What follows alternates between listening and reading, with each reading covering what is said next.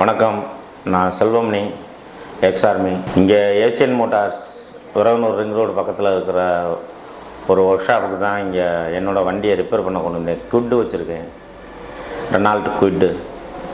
இங்கே என்னுடைய வீட்டில் எலி தொல்லைகள் இருந்ததுனால உள்ளே போய் எலி பூரா கடிச்சு அப்புறம் நாசம் பண்ணி வச்சிருந்துச்சு.